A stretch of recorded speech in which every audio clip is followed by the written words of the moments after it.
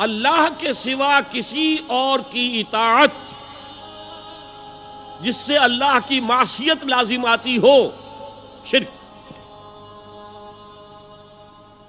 لا طاعت لمخلوق فی معصیت الخالق، مخلوق میں سے کسی کی اطاعت نہیں ہوگی یہ اس معاملے میں جس میں خالق کی معصیت لازم آ رہی۔ ہاں، خالق کے احکام کے اندر والدین کا حکم بھی مانو، اطاعت کرو،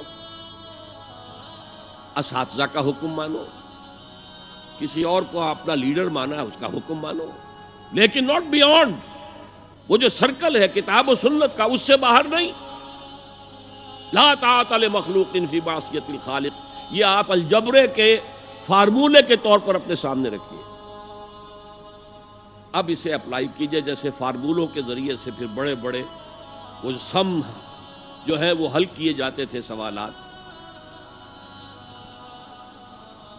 صبح کا وقت ہے، آنکھ بھی کھلی ہے، کوئی اذان کی آواز بھی کان میں آئی ہے، آپ کا نفس کہتا ہے ابھی سو جی۔ آپ نے اپنی چادر یا کمبل کو درست کیا اور کروٹ لی اور سو گئے۔ یہ کیا ہے؟ آپ نے کس کا حکم پیچھے پھینکا اور کس کا حکم مانا؟ اللہ کے حکم کو پیچھے پھینک دیا، نفس کے حکم کو آگے رکھ۔ یہ شرک، اس شرک کو جاننے والے بہت کم ہیں۔ مولانا روم نے خوب کہا تھا، نفس ما ہم کم ترس فرعون نیست لیکن اورعون ایراعون نیست۔ میرا نفس بھی فرعون سے کم نہیں ہے۔ فرعون نے کہا تھا نا الیس لی ملک مصر وہذہ الانہار تجری من تحتی، کیا اس ملک مصر کی حکومت میری نہیں ہے؟ اور سارا جو یہ آب پاشی کا نظام ہے، انہار کا نظام ہے، وہ میرے کنٹرول میں نہیں ہے؟ جس کا چاہوں موگا کھلا رکھوں، جس کا چاہوں بند کر دوں۔ یہ تھا خدائی کا دعویٰ، انا ربکم الاعلی۔ تو مولانا روم کہتے ہیں میرا نفس بھی اس سے کمتر نہیں ہے۔ وہ کہتا یہ جسم میرا ہے، اس پر میرا حکم چلے گا، میں نہیں جانتا کون اللہ کون رسول، کیا حرام کیا حلال۔ تو فرعون سے کم تو نہیں ہے میرا نفس، لیکن اورعون اس کی بہت مدد تھی، فوج تھی، لاؤ لشکر تھا، تو اس نے زبان سے بھی کہہ دیا کھل کر انا ربکم الاعلی۔ میں مسکین ہوں، غریب ہوں، میرے پاس کوئی طاقت نہیں ہے، میں زبان سے تو کچھ نہیں کہہ سکتا، اندر سے میرا نفس یہی کہتا۔ یہ نفس کی حکومت قرآن کہتا ہے، میں حیران ہوتا ہوں، دو جگہ یہ مضمون آیا ہے، ارأیت من اتخذ الہہ ہواہ افانت تکون علیہ وکیلا۔ اے نبی تم نے دیکھا اس شخص کو، اس کے حال پر غور کیا جس نے اپنی خواہش نفس کو اپنا الہ بنا لیا ہے۔ اللہ اکبر، الہ، لا الہ الا اللہ، کلمہ توحید کا مرکزی لفظ یہاں آ رہا ہے، من اتخذ الہہ ہواہ، جس نے اپنی خواہش نفس کو اپنا معبود بنا لیا، الہ بنا لیا۔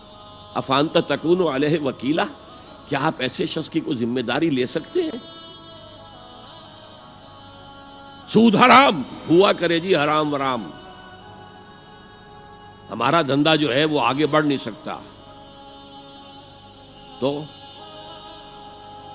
اللہ کے حکم کو پیچھے ڈالا، نفس کے تقاضے کو آگے رکھا۔ کون معبود ہے آپ کا؟ نام عبداللہ رکھیے، نام عبد الرحمن رکھیے، ہے عبد النفس، نفس کے بندے، نفس کے غلام۔ یہ میں نے یوں سمجھئے کہ جیسے میں نے ہجرت اور جہاد کی ڈیفینیشنز کی تھی۔ ہجرت کا بیس کیا ہے؟ پوچھا گیا ایو الہجرت افضل ہو یا رسول اللہ، اے اللہ کے رسول بتائیے سب سے اعلیٰ ہجرت کون سی ہے، افضل؟ فرمایا ان تہجر ما کرہ ربک، ہر اس چیز کو چھوڑ دو جو تمہارے رب کو پسند نہیں۔ آج رات ہی سے آپ ہجرت شروع کر سکتے ہیں۔ جائزہ لیجئے کیا کیا چیزیں میری زندگی میں خلاف شریعت ہے، جو اللہ کو ناپسند ہے، فیصلہ کیجئے کہ آج کے بعد نہیں ہوگی۔ ہجرت شروع ہو گئی، افضل الہجرہ، سب سے افضل ہجرت شروع ہو گئی۔ لیکن ٹاپ پر لے جائیے تو یہ ہجرت جب اللہ کے دین کو قائم کرنے کی جدوجہد اس مرحلے پر آ جائے کہ اب باطل کے ساتھ ٹکراؤ ہے اور اب چاہیے کہ ساری قوت ایک مرکز پر جمع ہو جائے، ہجرت فرض کر دی گئی، وہ ہجرت گھر بار چھوڑ کر، اہل و عیال کو چھوڑ کر، اور مکے کے بھیڑیوں کے رحم و کرم پر چھوڑ کر اپنے گھر والوں کو جو لوگ ہجرت کر کے آئے، حکم تھا۔ ہجرت مدینہ فرض تھی، ہجرت حبشہ فرض نہیں تھی، صرف اجازت تھی کہ جن سے سختیاں نہیں جھیلی جا رہی مزید وہ چلے جائیں۔